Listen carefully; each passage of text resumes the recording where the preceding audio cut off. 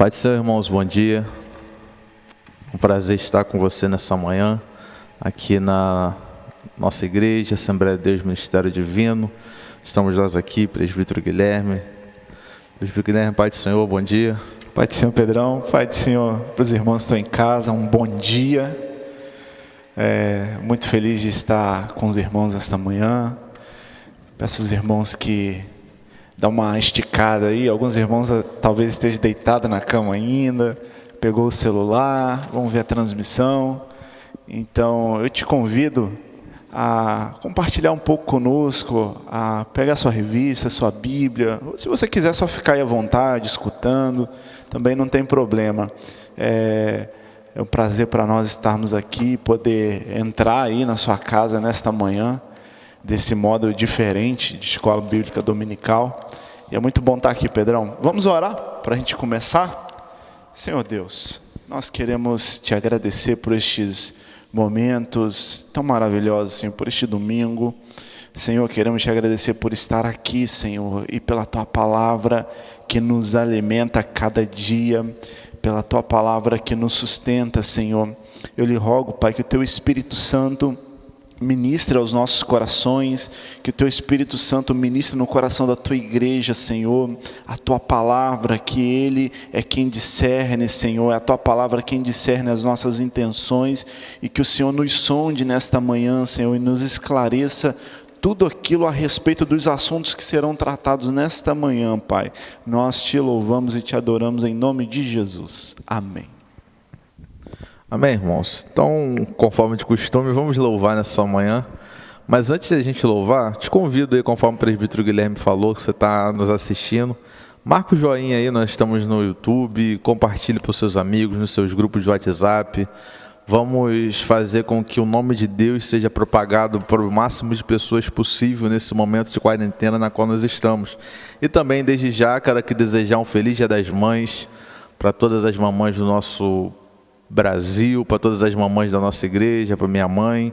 Que Deus continue abençoando a vida dessas mulheres na qual Deus tem colocado em nossas vidas. Vamos louvar nessa manhã? Te convido aí a pegar a sua harpa, nós vamos cantar o hino 169.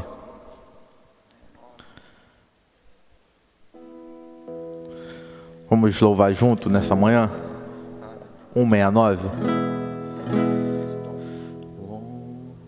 Longe do Senhor andava, no caminho de horror,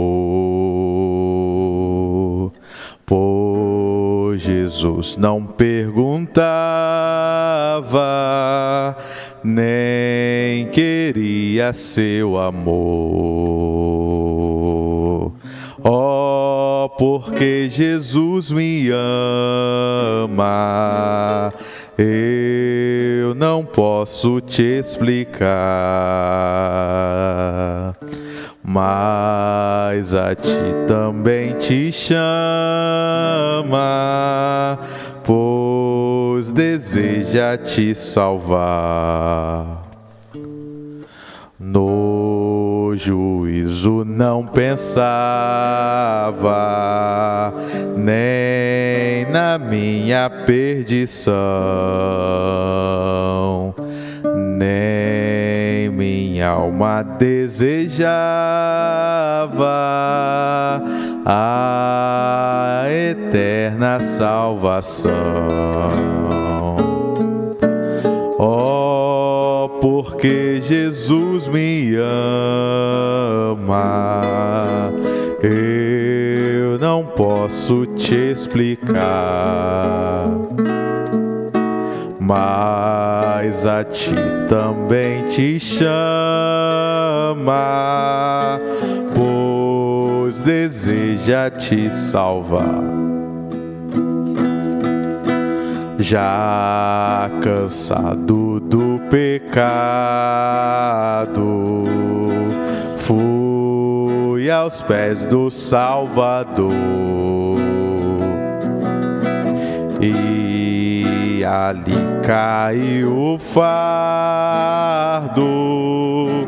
de tristeza e de dor.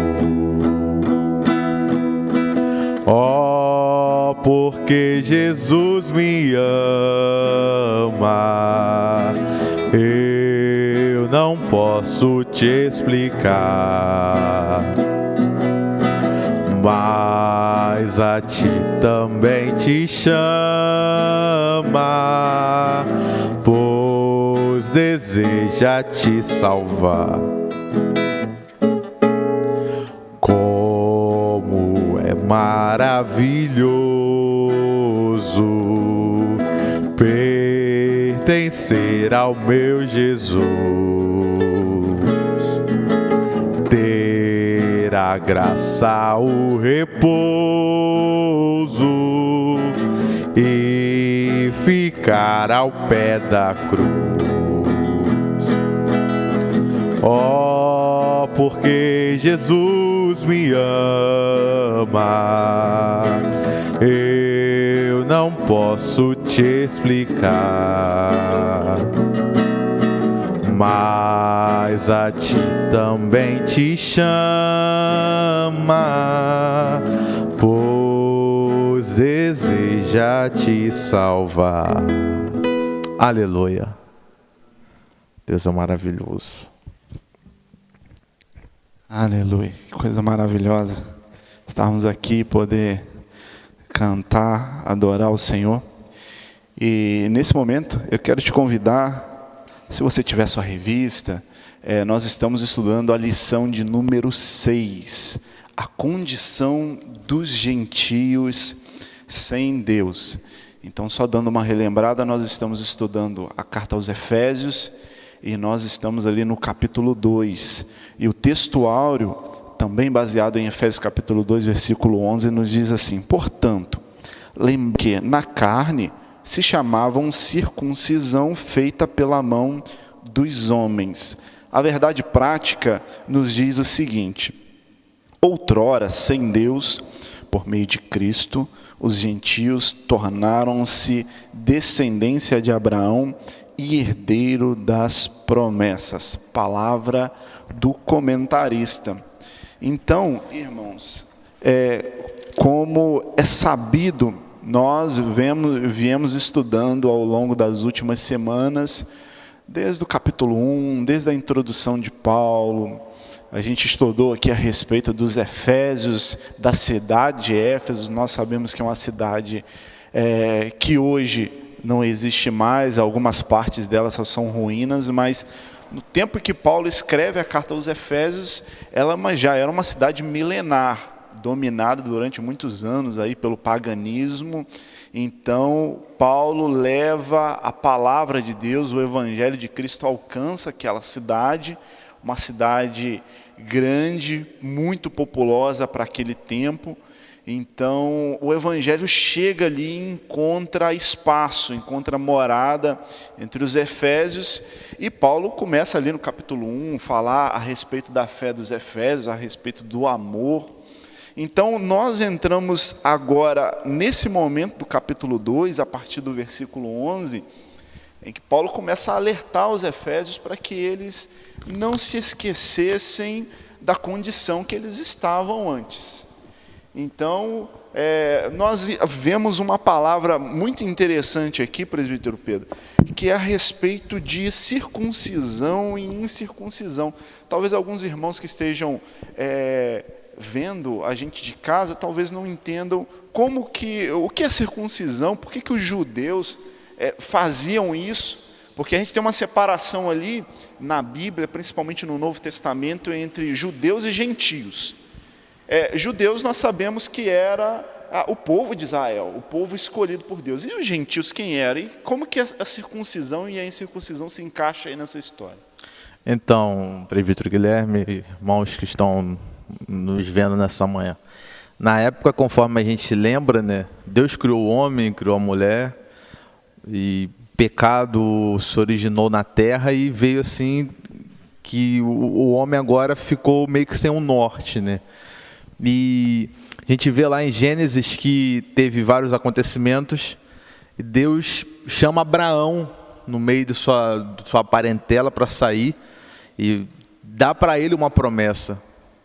que nele seriam benditas todas as nações, que faria dele uma grande nação, promessas na qual a gente sabe. E após ali, quando Deus faz um pacto com Abraão, inicia-se o processo da circuncisão, pelo intuito de Deus ter que o povo dele tivesse um povo separado. Gênesis capítulo 17, né? Isso, Gênesis capítulo 17 vai falar lá pra gente isso, versículo 10 e 11, se eu não me engano, vai estar falando sobre isso, sobre a parte quando Deus vai falar com Abraão, sobre a parte da circuncisão. Mas o propósito da circuncisão era que, a gente sabe que a circuncisão acontece ali no órgão masculino, no prepúcio. Então é para que antigamente o povo era muito pagão. Então uma das formas do povo, a forma humana é a relação sexual. Então Deus colocou uma marca no seu povo para que eles não fossem iguais às outras nações. Tanto que a gente vai ver que algumas outras nações, Babilônia, algumas outras nações praticam também a questão da circuncisão.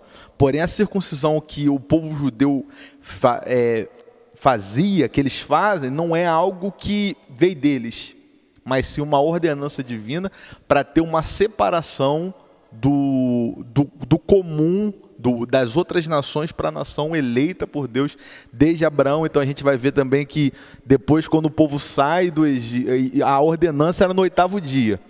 Então quando o povo agora sai do Egito, Moisés tem que fazer todo aquele ritual ali com o povo, tudo aquilo, e já começa seguindo de geração em geração. A partir do 8º dia de nascimento já era algo que teria que ser feito em toda a nação judaica. É interessante isso porque atualmente, não só atualmente, mas também naquela época, como outras nações começaram a pegar essa prática, aderiram a essa prática, até por uma questão de saúde também, que as mães que estão em casa, quem tem filho, o Dia das Mães hoje, né, Pedrão? Dá um feliz Dia das Mães para as irmãs que estão em casa. Então, a mamãe que está em casa, ela sabe que, geralmente, quando a criança está ali, nasce, ela sempre... Algumas crianças têm aquele probleminha da fimose, isso, né? O famoso problema da fimose. E é interessante porque, na Bíblia, o Senhor traz essa ordenança, e além de cobrir um lado espiritual, um lado de uma marca, cobre também a parte da saúde. Sim. Da saúde do homem, da preocupação com a saúde do homem. E é interessante quando a gente olha para a Bíblia e nós vemos algumas ordenanças. Por exemplo, o próprio sábado, naquela época, quando Deus institui o sábado como uma lei de descanso, uma obrigação, a gente começa a notar que a gente vê, a primeira vez na história, a primeira lei trabalhista. Porque imagina um escravo do povo de Israel, ou até um servo, que ele tivesse que trabalhar de domingo a domingo. Então o Senhor institui, não, sábado ninguém pode fazer nada. Não só como um sinal de um povo, mas também uma preocupação com os trabalhadores. Sim, e também para gerar uma consciência no povo que eles precisavam ter um dia para ter para Deus, para comunhão com Deus. Então, outras coisas a gente vai ver que Deus, quando chama Moisés ali, vai fazer ali o pacto,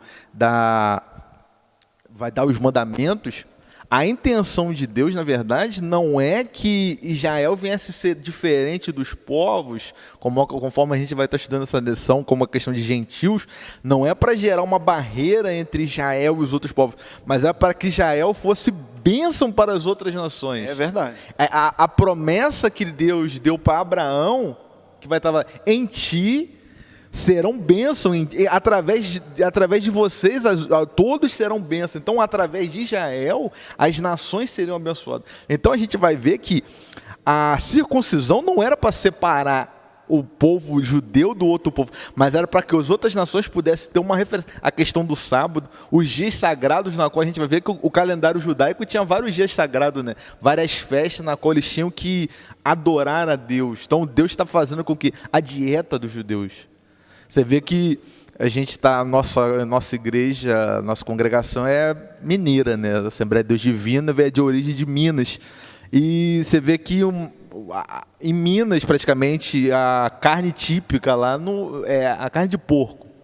Diferentemente daqui, da onde a gente está, em Macaé, que é a carne de boi, tem gente até que vai falar, nós chamamos carne de boi. Aqui se você fala carne, é carne, né? Não carne de boi. Mas você vê que, para o povo judeu, a carne de porco já é algo que é contra o ritual deles. Então você vai ver que já é uma ofensa para eles. Então é toda uma dieta, tem tantas coisas, a gente vai ver lá que no ritual mosaico tem tantas coisas que pode comer, isso não pode comer, mas não é para gerar uma separação, mas para que eles pudessem ser bênção para outras nações. Até a questão da parte da purificação da mulher, quando a mulher entrava no ciclo menstrual dela, ela precisava ficar à parte. Mas aquilo não com o intuito de segregar a mulher porque ela estava impura, mas para proteger ela naquele momento. Isso. Deus em todo momento não queria que Israel, tanto que a gente vai ver isso, que logo após ali a revolta dos Macabeus, né, que vai ter ali os livros dos Macabeus, que são livros não apócrifos, não vai estar na Bíblia porque não tem um conteúdo espiritual, mas são livros históricos e muito bom, muito, muito interessante para os irmãos que quiserem pesquisar, vai estar falando. Uma das revoltas vai estar sendo, eu não me lembro agora o nome do general, mas na época, se eu não me engano, é na geração de Alexandre o Grande, ele vai pegar um porco e vai colocar no altar dos judeus, vai gerar uma grande revolta, porque é uma insulta para eles. Então a gente vai ver que depois os fariseus, eles começam a não seguir praticamente as leis. Então eles vão aumentar ali fazendo seus várias coisas a mais, totalmente diferente do que Deus ordenava. Porque o propósito de Deus não era que Israel fosse diferente das outras nações. Sim, teria uma diferença, mas não que Israel viesse jogar as outras nações para fora, mas para que ela pudesse ser um povo acolhedor das outras nações.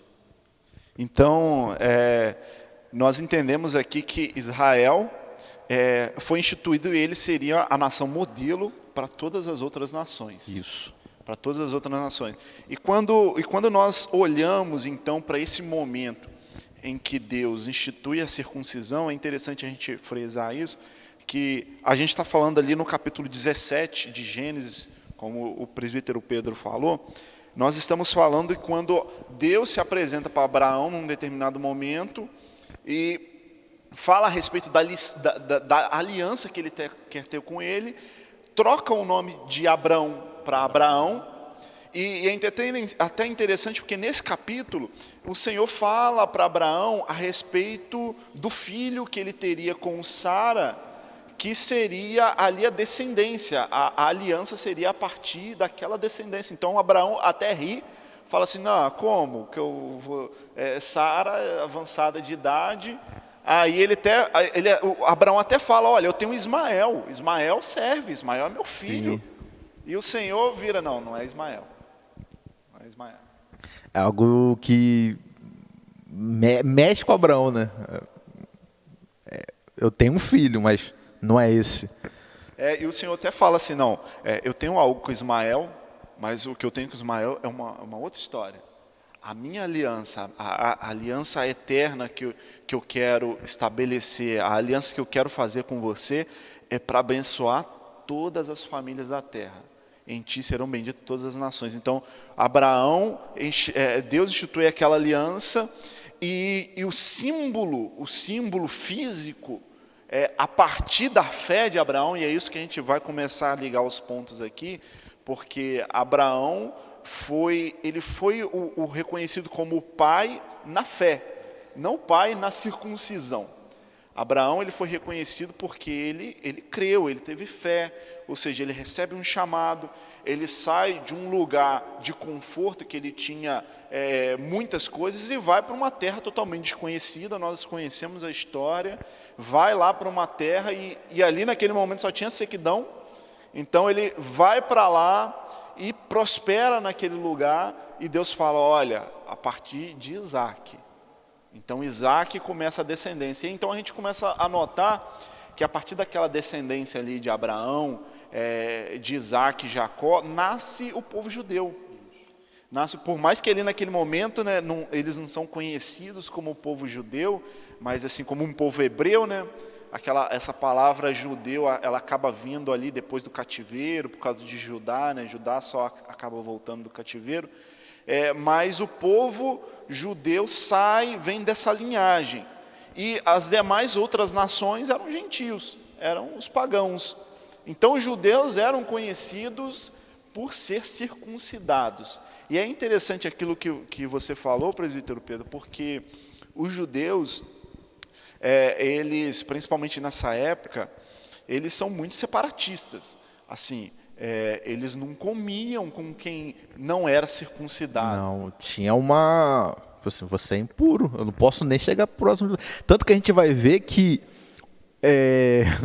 um dos insultos deles era falar com alguém. Não, o que Davi vai falar quando vê Golias? Não, ser um incircunciso. Ser um incircunciso, é como se fosse um insulto. Você não é do povo. Deus não é, num grosso modo, nós somos eleitos, nós somos escolhidos. Vocês não. Isso. Era um baita de um xingamento, né? Isso. Você é incircunciso, você é um condenado, você não está no mesmo nível que nós estamos. Isso aí. É isso que ele estava querendo falar. Olha, você não está na mesma, você não vive debaixo de uma promessa. Nós estamos debaixo de uma promessa, nós temos o Deus dos exércitos de Israel e você vem ofender? Não é assim, ser um incircunciso, brigando com ele. É interessante isso porque a gente começa a notar que aí nesse ponto, no tempo em que Paulo escreve a carta aos Efésios, ali algumas dezenas de anos após a ascensão de Cristo, em que o evangelho começa a se expandir, os judeus ainda tinham isso arraigados nele, essa questão separatista. Não vamos comer com incircuncisos, quem não são judeus. Tanto, presbítero Guilherme, que lá em Atos, capítulo 15, vai ter a primeira reunião, né? Vamos botar assim, primeira reunião de obreiro. Isso, vamos botar o primeiro assim, concílio, primeiro concílio de Jerusalém, por causa desse assunto. Vai estar lá em Atos capítulo 15, os irmãos pegaram a sua Bíblia em casa, vai estar aí o concílio de Jerusalém. O assunto principal da pauta daquela reunião era sobre isso, os gentios. Porque ainda tinha essa questão da separação, eles querendo circuncidar o povo que aceitava Jesus. Tipo assim, você aceitou Jesus, vem cá, o cara tem 40 anos, vem cá, agora você tem que passar uma cirurgia. Então a questão é a seguinte, eles estavam pregando o evangelho ali na Judéia, e tinham judeus que já acreditavam em Deus, já seguiam, seguiam o Antigo Testamento, né, o Primeiro Testamento, e eles se convertiam a Cristo, tá tudo bem. Agora, e quem vinha de outra nação, né? E o grego? Não, tanto que a gente vai ver Atos capítulo 15, versículo 1, vai estar escrito assim, ó. Alguns homens desceram da Judéia para Antioquia, outra região, e passaram a ensinar os irmãos. Se vocês não forem circuncidados conforme o costume ensinado por Moisés, não poderão ser salvos. Não bastava aceitar Jesus. Você tinha que aceitar Jesus, ser circuncidado para ser batizado, porque você não ia ser salvo. Se você não fosse circuncidado, não adiantava você crer em Jesus. A circuncisão... A fé, então, não valia de nada. A fé não valia. A circuncisão que estava valendo. Então a gente entra num ponto agora que é interessante, porque a gente precisa entender. E é isso que Paulo vai frisar, né? Vai bater. Olha só, como assim? Você é de outra nação, eu, por exemplo, sou lá da Índia, naquela época eu sou lá da Índia, e eu aceito a Jesus. E eu estou lá na Índia. Veio um missionário, pregou para mim, só que só a minha fé não adianta. Eu preciso ter alguma marca. Isso não começa a fazer sentido, né? Porque eu vou aceitar, ser circuncidado, só depois disso vão me batizar, que é o reconhecimento público a respeito da minha salvação, da minha morte para o mundo e da minha nova vida. Então, agora a gente começa a ver, mas como assim? Então, o que a gente vai fazer? O povo tem que todo mundo circuncidado? A fé, aquilo que Abraão, a aliança que Abraão tinha com Deus, que hoje nos alcança, era baseado na circuncisão ou na fé? Porque Abraão foi conhecido como o pai na fé, não o pai na circuncisão. Então, ter fé não adiantava de nada. Então, ia virar um rito, porque a pessoa ia falar assim, vamos fazer o seguinte, a criança nasceu, circuncida ela, depois batiza, pronto, ela está salva. Está salvo. A salvação não seria pela graça, mas seria pela coisa que eu faço. Se eu sigo aquele ritual, se eu sigo aquilo dali, eu estou salvo. Então, o Cristo ter vindo não teria significado nenhum. Concorda comigo? Não teria. A morte de Cristo seria algo em vão, que seria só você falar que não, eu aceito Jesus, mas para mim, o que adianta aceitar Jesus se eu não fosse circuncidado? Então não adianta nada. Então seria algo inútil, meio que se a circuncisão tivesse que ser para todas as nações. E Paulo, ele frisa muito isso, e nós vimos isso algumas lições atrás, em que ele, em diversos versículos, ele volta a falar, olha, pela graça vós sois salvos. Antes até dele começar a falar em circuncisão, ele já começa a alertar os Efésios. Olha, Efésios, pela graça vocês são salvos, vocês foram salvos pela graça. Não tirem isso, não percam essa visão, não percam esse foco. Vocês, não existe nada, e a gente falou muito isso na lição passada, não existe nada que nós possamos fazer diante de Deus para merecer a salvação.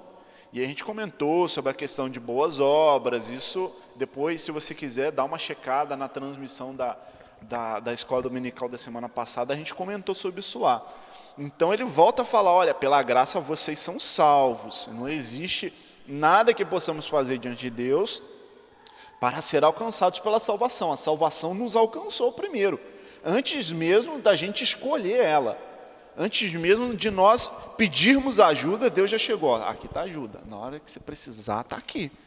Então, imagina uma pessoa que nem sabia que precisava de ajuda e está ali. É que nem um guarda-vida, né? Ele fica ali na praia, naquele lugar alto, e as pessoas vão para a praia e às vezes nem nota ele. Nem fala assim, eu vou naquela praia porque tem salva-vidas lá. Não, a pessoa vai na praia e ela tem alguém ali que vai ajudar ela a qualquer momento, mesmo sem ela pedir. Ela nem chega na praia e fala assim, não, vocês vão na praia? Aí você fala assim, não, mas tem guarda-vida? Se não tiver, eu não vou. Não. A gente nem faz essa questão. Ninguém faz a pergunta. E ele está lá. Ele está lá. A gente chega e é como o objeto da salvação. Nós estamos numa vida e ela está disponível. Mesmo antes de nós sabermos que nós estamos precisando, ela está lá. Porque você vai para a praia e às vezes tem crianças e ele está olhando ali, mesmo antes da pessoa saber que ela vai precisar, e ele sabe, e ele está sempre se antecipando quem é mais vulnerável, quem provavelmente vai ali poder se afogar, a pessoa que está mais se afastando. Então ele está ali guardando as pessoas. Então é até interessante a gente fazer essa analogia, porque parece com a graça que Deus disponibiliza, a salvação. Ela está ali e não sabemos que precisamos, nós estamos perdidos. E Paulo começa a falar isso para os Efésios. Olha, noutrora, nós andávamos segundo o curso deste mundo. Nós estávamos na escuridão. Nós éramos escravos. Nós estávamos perdidos. Não havia salvação. Não havia salvação. Imagina um escravo. Um escravo, ele não imagina a vida de um liberto. Ele nasceu assim. É a condição dele. É a condição dele. E Deus, e o apóstolo Paulo começa a falar para os Efésios, olha, vocês estavam perdidos, mas pela graça vocês foram salvos. Não há mérito, não há nada que a gente possa fazer. Somente a misericórdia mesmo do Eterno para que a gente possa ser salvo. Não vai ser as nossas obras, a gente aprendeu isso na aula passada, não vai ser a circuncisão, mas vai ser aquilo que a gente vai falar agora. A circuncisão é do nosso coração, a transformação do nosso coração, não uma circuncisão física, mas algo interno dentro da gente que vai ser gerado, que vai nos fazer com que Cristo venha estar com a gente. Não vai ser nada além disso. E Paulo aqui no versículo 11, ele fala para os Efésios, olha, portanto, lembrai-vos de que vós, noutro tempo, erais gentios, Então, gentios, ou seja, eles não eram judeus, não eram circuncidados, não pertenciam ao povo de Israel, não estavam debaixo da promessa, e na carne, chamados incircuncisão pelos que na carne se chamavam circuncisão, feita pela mão dos homens. E é interessante a gente ver isso, que no versículo 12, ele continua falando que naquele tempo, estáveis sem Cristo, separados da comunidade de Israel e estranho aos concertos da promessa, não tendo a esperança e sem Deus no mundo. Então a gente começa a olhar aqui, é interessante a gente notar que Paulo, ele começa a falar a respeito de um passado, dos Efésios particularmente, e a gente começa a notar também o nosso passado. A Bíblia, no Novo Testamento, até o apóstolo Paulo, ele começa a falar de uma natureza pecaminosa que está em nós. Ele chama isso de o velho homem. Ele começa a falar que nós estamos em constante luta com esse velho homem. E aí é interessante Paulo frisar isso aqui, porque nós constantemente perdemos a noção de que nós estávamos perdidos. Valorizar o que nós temos hoje, nós precisamos olhar para trás para ver o que nós éramos, onde nós estávamos. Porque um escravo, ele só vai valorizar a liberdade dele toda vez que ele lembrar que ele era escravo até pouco tempo atrás. É algo interessante, presbítero Guilherme, que quando a gente fala, estava até conversando com o Juscelio hoje pela manhã, o que é gentil. Porque quando a gente fala em gentil, a gente logo pensa, não, gentil eram os outros povos, os samaritanos, o pessoal da Antioquia, da Efésios. E o brasileiro? A gente tem um filme, né, que Deus é brasileiro, e muitas das vezes as pessoas acham, não, os gentios, isso, e a gente está aqui dando uma escola dominical, e quantas palavras, e a gente acha que os gentios eram os outros povos, e a gente está meio que junto, paralelo junto com os judeus. Não, nós somos gentios, nós não temos méritos nenhum. O que Paulo meio que está falando aqui com eles é o seguinte, porque se a gente for relembrar, Jesus vai falar, até vai estar lá em Lucas, Mateus e Marcos vão falar sobre isso, quando Jesus vai dar aquela palavra dos lavradores maus, que tem os lavradores e tal, matam o servo, daqui a pouco o dono vai lá e envia o seu filho, eles vão lá e matam o seu filho. Agora ele vai lá e pega, aqui em Lucas vai estar, o versículo 14 vai estar dizendo, mas quando os lavradores viram, combinaram uns com outros, dizendo, este é herdeiro, vamos matá-lo e a herança será nossa. Jesus falando isso para o povo dele. Assim lançaram fora da vinha e o mataram.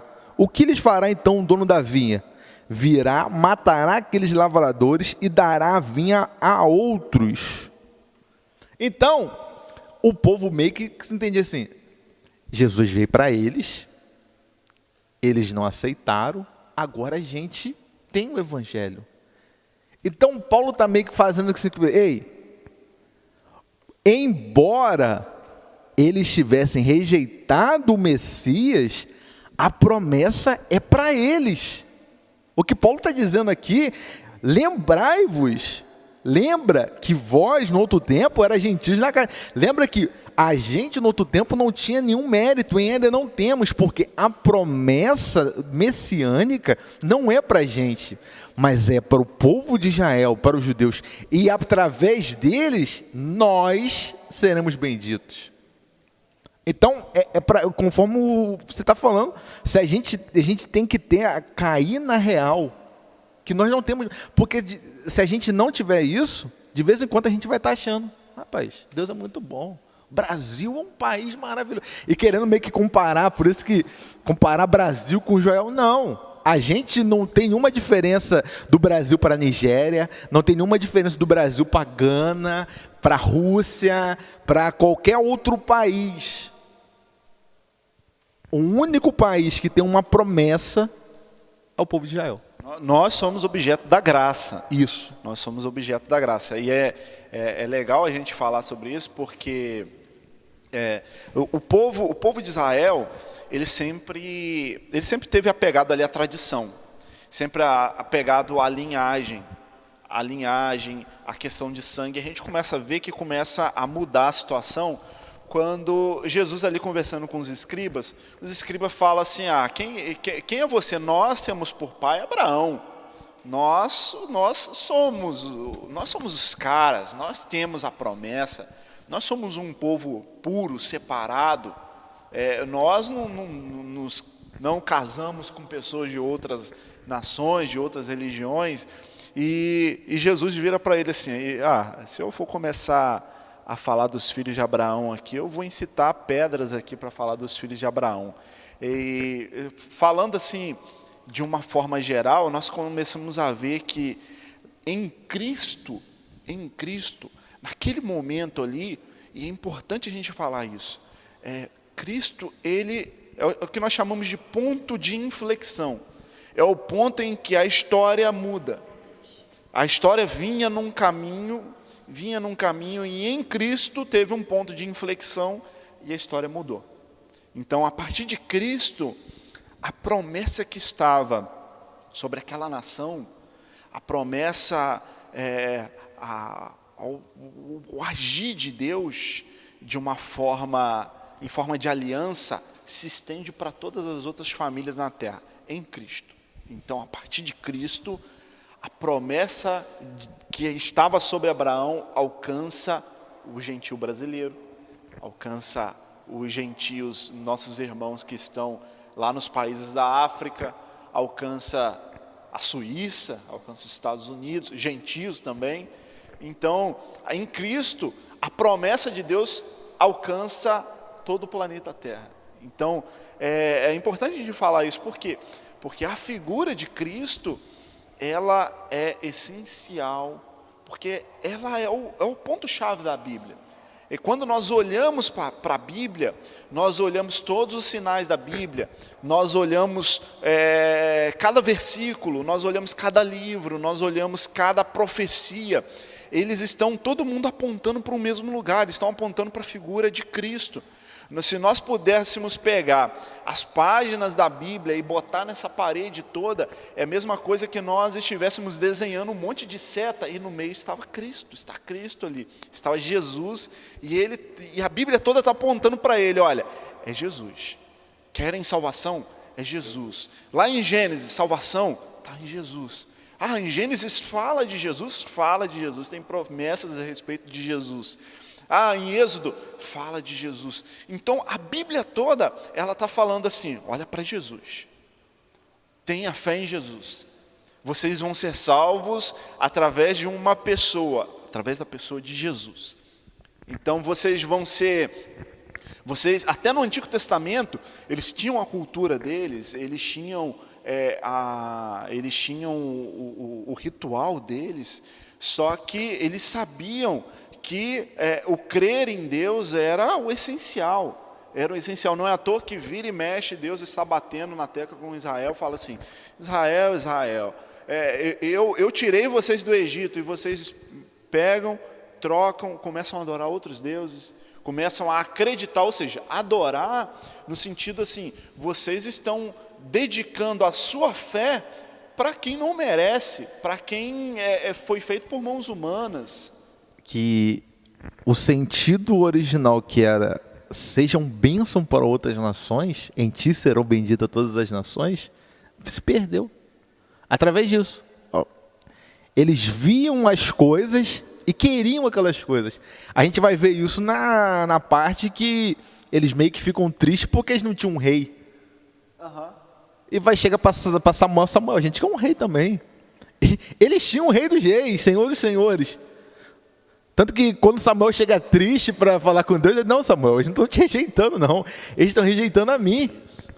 Porque a promessa, a lei, não era para que Israel viesse falar assim, não, sai fora. Não, olham para a gente. A gente é o exemplo para vocês chegarem até Deus. Isso não é à toa que quando nós lemos Gênesis capítulo 17... A circuncisão, ela não alcançava só quem era judeu, ou seja, quem viesse para dentro de Israel, viesse ali para o povo de Abraão naquele momento, eles poderiam ser circuncidados também. Eles poderiam ser circuncidados, eles eram para ser a nação modelo. É que nem nós hoje, é interessante a gente analisar isso, porque se nós olharmos nós como igreja hoje, nós vamos começar a refletir sobre algumas coisas. Nós vamos começar a refletir. Nós temos vamos dizer, entre aspas, uma separação, que nós não fazemos o que as pessoas no mundo costumam rotineiramente fazer.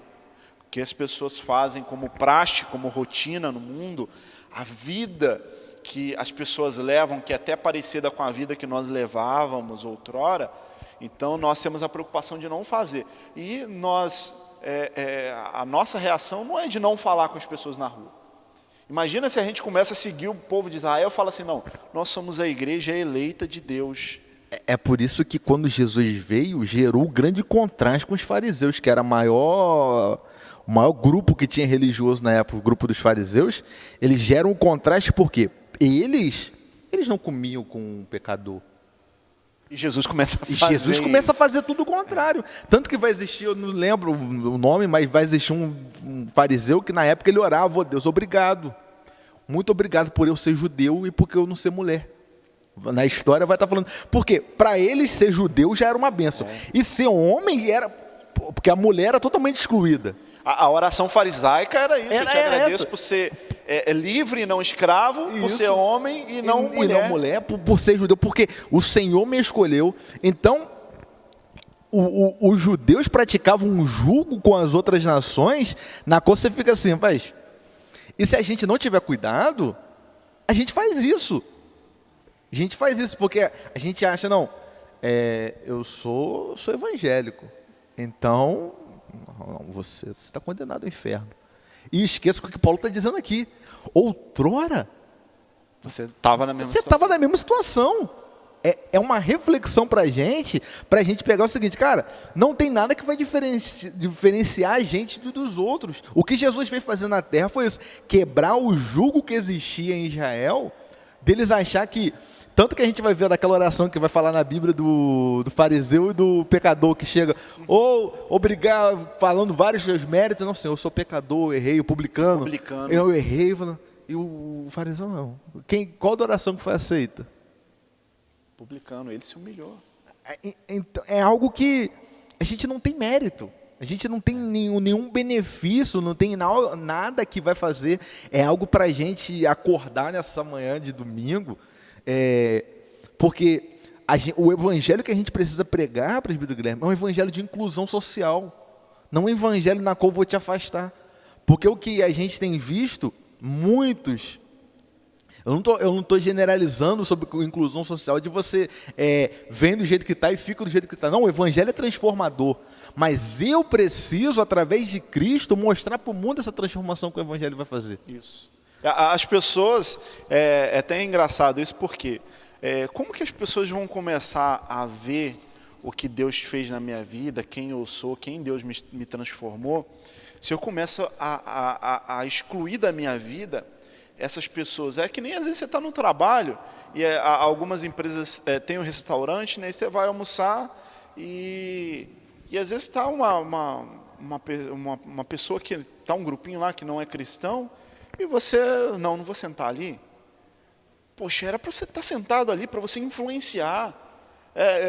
Para você estar ali, para você falar da sua vida, da vida que você tem com Cristo, para quando as pessoas olharem para você, olharem para mim, olharem para os irmãos e falar assim, rapaz, eu quero ter a vida que essa pessoa tem.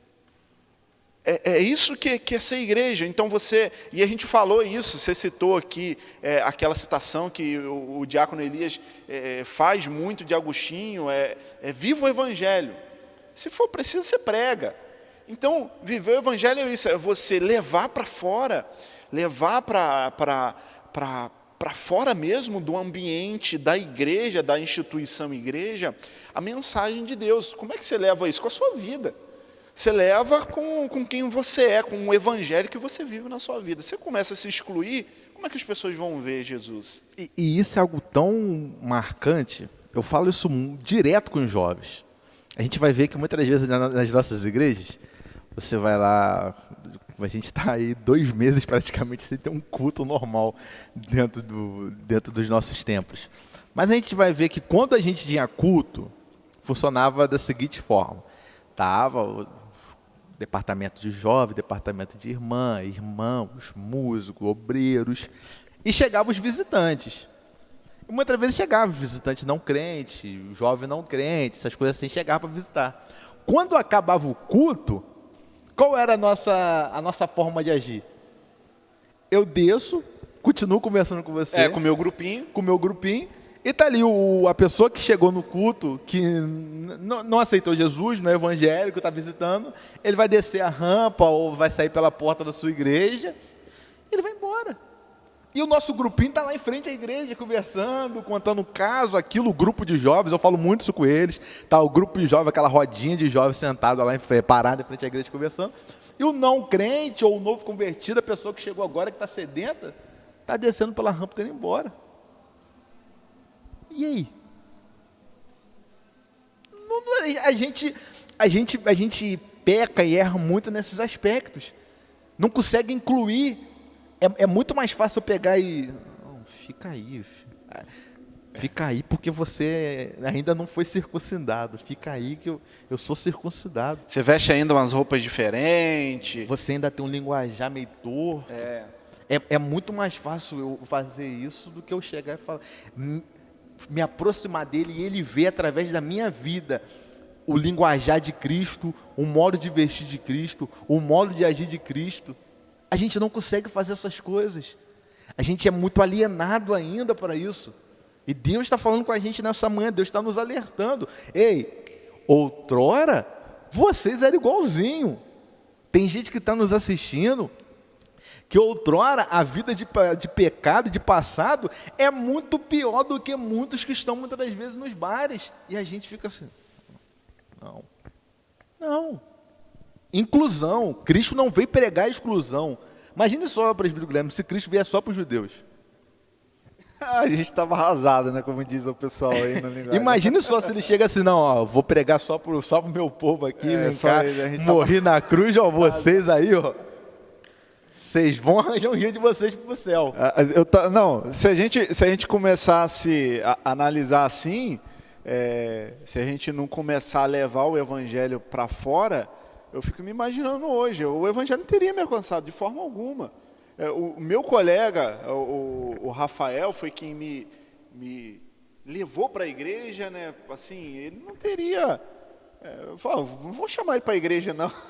Não vou chamar ele para a igreja. É até interessante isso, que logo depois que eu me converti, eu me lembro de um dia, eu era bem novo, e chegou um rapaz lá na igreja, ele era irmão de uma das jovens, e esse rapaz, ele era roqueirão, assim, era uma linha de rock muito diferente, eles pintavam a unha toda de preto, usavam uma maquiagem, ele mesmo usava uma coisa assim pesada, e ele chegou na igreja num culto de domingo, e eu ainda não sentava no grupo de jovens, e eu estava sentado ali no banco, e ele sentou do meu lado, e quando eu olhei assim, ele estava de camiseta preta, a unha pintada de preto, eu olhei assim, eu me senti assustado. Eu estava começando a viver o ambiente da igreja, mudando as minhas vestes, eu estava começando a mudar o jeito que eu me vestia, eu comecei a ir social para a igreja, um sapato que meu irmão tinha social, né? Meu irmão usava o sapato para ir no pagode no sábado, e eu pegava o sapato dele, um Ferracini, o pessoal fala que Ferracini é bom, e eu pegava o sapato para ir na igreja de domingo. Então, no sábado, o sapato era gentio e no domingo ele era salvo. Então eu comecei a ir de roupa social para a igreja, e quando esse rapaz sentou ali do lado, aquilo foi estranho para mim. Foi estranho, porque o objeto de salvação, você começa a imaginar que a pessoa já tem que chegar perfeita, não com a roupinha alinhada. Então a gente começa a ver que... E naquele momento foi interessante, porque de alguma forma o Espírito Santo, ele fala com a gente, e ele falou assim, olha, aí dentro tem uma pessoa. Por trás dessa unha pintada de preto, por trás desse brinco, por trás dessa roupa, ele estava de camiseta, imagina, é estranho para a gente, principalmente para mim naquela época, ver uma pessoa de camiseta na igreja. Aí o Espírito Santo falando assim, olha, aí dentro, atrás disso tudo aí, tem uma pessoa, tem uma vida, tem uma alma. Tem uma alma. E aquilo eu fui me quebrando ali, quebrando muita coisa aqui, muitos conceitos. E quando chegou no final do culto, que foi feito o apelo, aí a gente é movido pelo Espírito Santo de Deus. Eu cheguei assim para ele e fui perguntar, olha, você quer lá na frente receber uma oração, aceitar Jesus? E ele sempre de cabeça baixa, assim, ele olhou para mim assim e falou assim, não, eu quero. E ele foi lá na frente. Então, imagina se a gente exclui, se o porteiro fala, não entra não. É meio que quando Pedro tem a visão, que está descendo vários animais. Isso, aquele come, lençol. O lençol come. Não, nunca toquei em coisa profana. Nunca toquei em coisa imunda. É mais ou menos isso. Não, eu não vou fazer isso. É algo que a gente já está aqui no tópico 2, irmãos, que a gente já vai conversar. É o que Paulo estranhos ao concerto da promessa. Paulo já está falando sobre, vocês eram estranhos ao concerto da promessa. Nós vivíamos uma vida sem Cristo, vai estar aí, uma vida sem Cristo, separados da comunidade de Israel, alienados ao pacto da promessa. Mas Cristo veio até a gente. Imagine se Paulo, porque Paulo era judeu de origem. Imagine se Paulo pega agora, não vou pregar para fora, vou ficar aqui dentro. Não existe mérito, não vai existir nenhuma meritocracia para a gente. Para a gente, nação brasileira, que a gente acha que a gente é tão boa. A gente tem isso na gente, o brasileiro, ele acha que é bom. Eu amo meu país, eu sou patriota, eu gosto muito da minha nação. Minha cidade eu amo. Quem está me ouvindo, quem me conhece, sabe que eu sou macaense. Eu amo a minha cidade. Eu amo também Macaé. Eu não sou macaense, mas eu amo a cidade. Eu falo que Macaé é a cidade que manda leite e mel. Macaé é a nova Canaã. É a nova Canaã. Irmãos, mas a gente precisa ter isso. Não existe nada que vai nos diferenciar do gentil que a Bíblia está dizendo. Nós somos gentios. Nós somos pessoas que éramos fora de Cristo, conforme Paulo está dizendo aqui. Nós estávamos numa vida sem Cristo, separados da comunidade de Israel, alienados ao pacto da promessa. Quando Paulo vai dizer aqui alienados ao pacto da promessa, por quê? Você vê que os gentios, outrora, eles buscam outros deuses.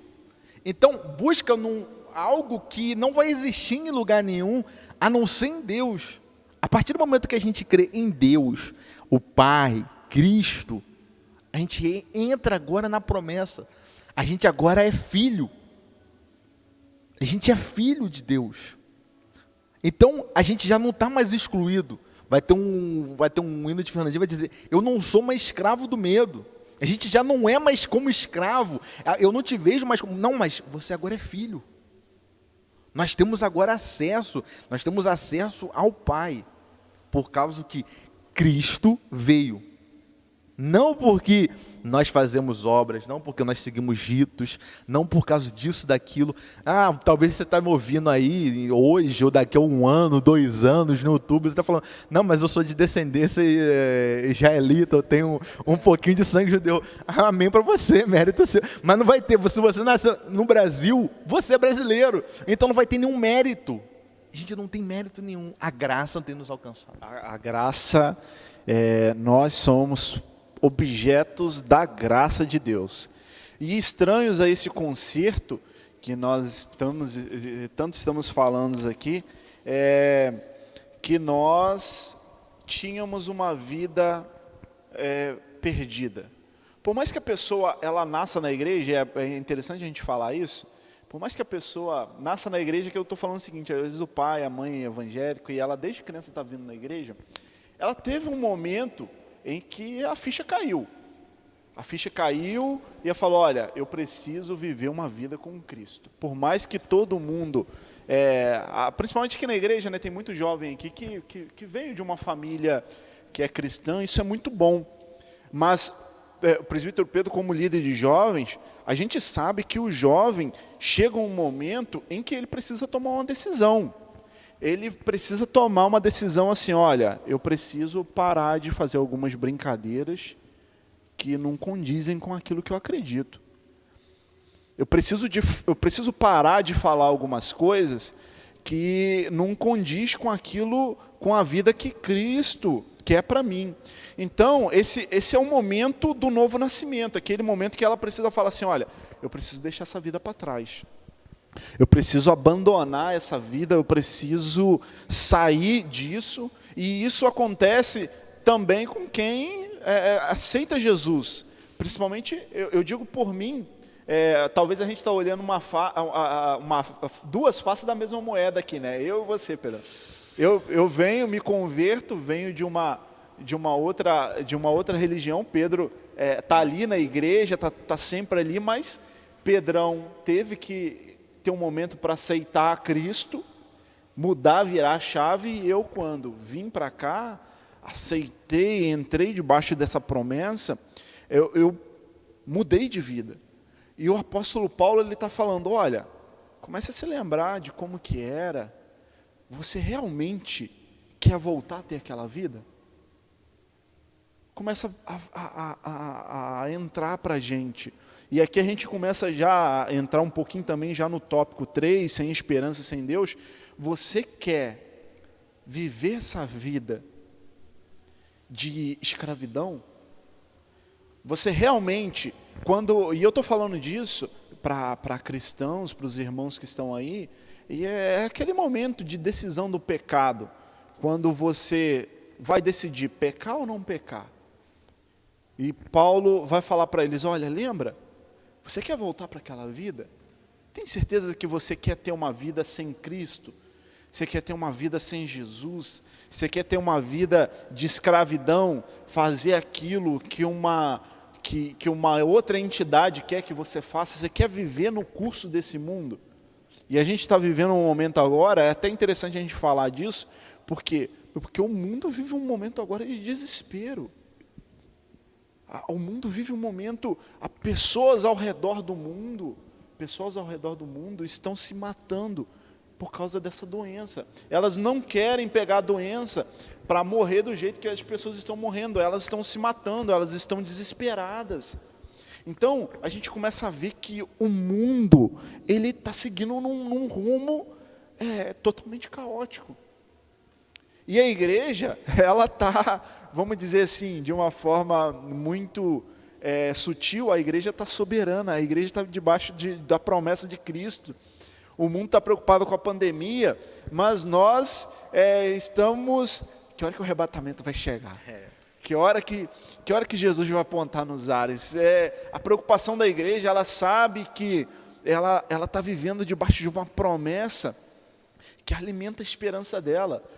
O mundo está preocupado com isso? Não, tá bom, não dá para ter culto na igreja? A gente vai cultuar de casa, a gente vai usar o celular, a gente vai usar as mídias e vamos aguardar a volta de Jesus. E algo interessante, presbítero Guilherme, sobre a questão dos gentios, né? Que a gente precisa ter isso em nós. Nós éramos gentios, ainda somos, agora nós somos filhos de Deus. Então, eu tenho uma obrigação, eu tenho um dever. Eu não posso agora pegar e ser conforme Israel foi. Ter a promessa, o Messias, ter uma lei para se cumprir. Nós temos as ordenanças, as cartas, os mandamentos de Deus, Jesus falando lá. Ter várias das coisas e eu ficar preso. Israel fez isso. Israel tinha promessa, tinha mandamento, tinha lei, tinha tudo. E pegou aquilo e criou uma barreira. Nós precisamos ter em mente que nós temos isso, mas a gente não pode criar uma barreira. A gente precisa agora ir. Porque se a gente não for... Imagine se os apóstolos não tivessem ido até os confins, não tivessem ido até outras nações e gerado outras pessoas para que tivessem ir até outras pessoas. Imagine se aquilo dali para por ali e não alcance a América, não alcance a Europa. A gente já estudou como que chegou os primeiros missionários no Brasil. Imagine se essa expansão não continua. Imagine se chegasse aqui e não fosse até os índios, porque tinham medo dos índios, matavam, muitos foram mortos. Imagine se isso viesse e parasse. É para a gente, nesse momento, conforme você falou, nesse momento de pandemia, na qual muitos estão tirando vidas, muitos dentro da sua casa estão desesperados, é para a gente agora fazer isso. Ei, não estou falando para você ir na casa de alguém que... Vamos seguir conforme está sendo regulamentado as orientações. Mas a gente tem várias formas de chegar dentro da casa. A gente está chegando agora dentro da casa de alguém, através do YouTube. Talvez você dentro da sua casa, você pode compartilhar esse link para alguém. Mas a gente também pode fazer uma ligação, mandar um WhatsApp, mandar para os grupos que a gente participa tanto, um versículo. Porque o Evangelho é capaz de tirar esse aprisionamento na qual o homem está sentindo, esse desespero na qual está, o que será amanhã? É aquele hino que algumas pessoas até cantam aqui na nossa igreja, mas o amanhã virá e minha fé será em Cristo, porque o meu Deus não falha, o nosso Deus não falha. Então, a gente agora, estamos em Cristo, temos as promessas, vamos seguir, vamos fazer o ID.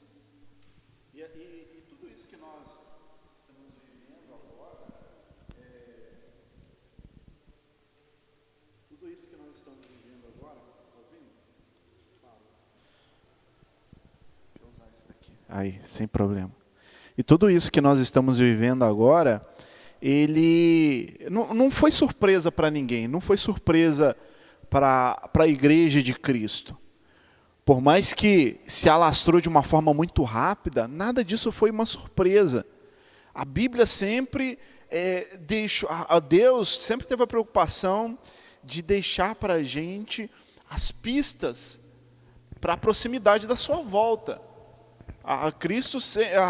O Deus sempre teve a preocupação de deixar, olha, eu vou deixar algumas pistas para vocês não ficarem perdidos. Vocês não estão perdidos.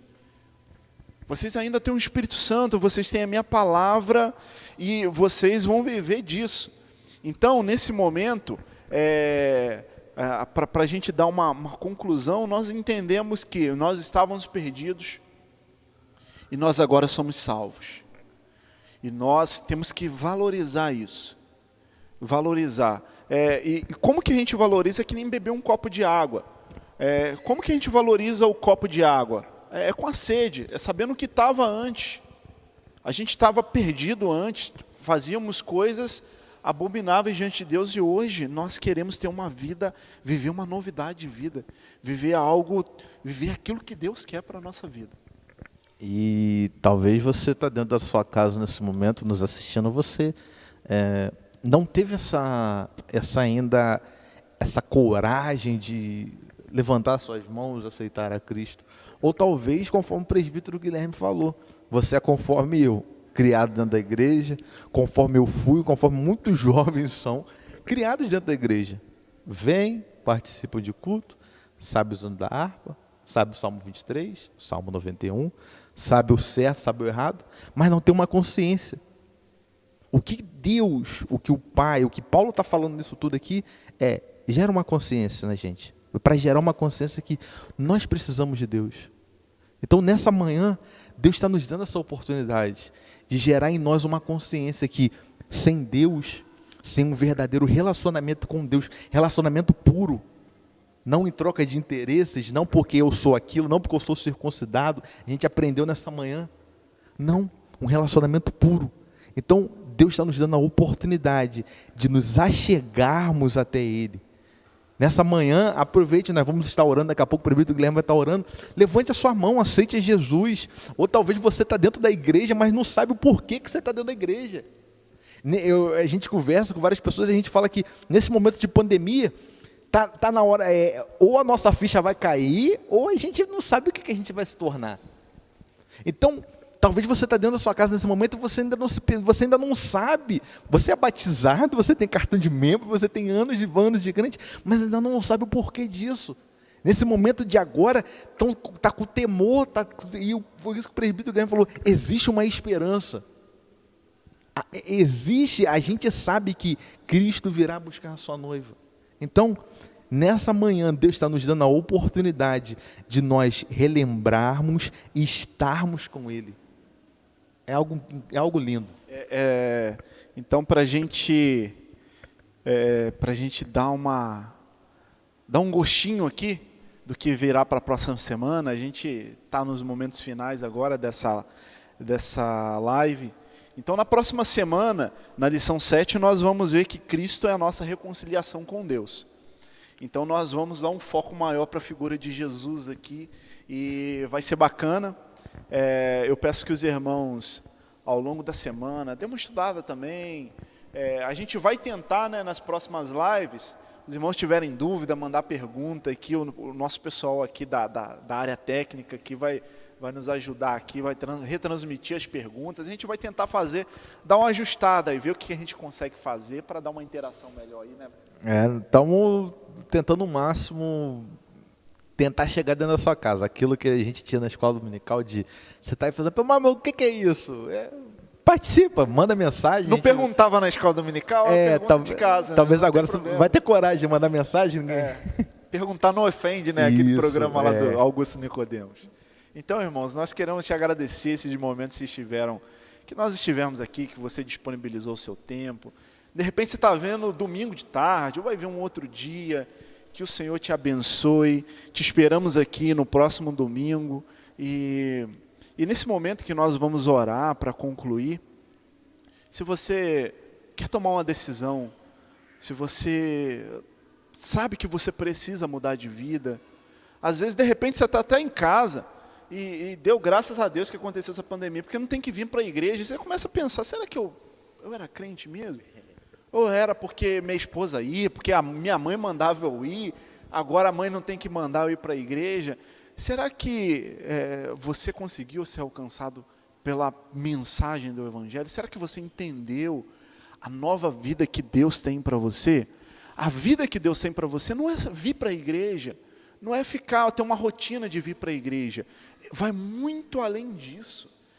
A vida que Deus tem para você, que Deus tem para mim, que Deus tem para o presbítero Pedro, que Deus tem para cada um de nós, vai muito mais além disso.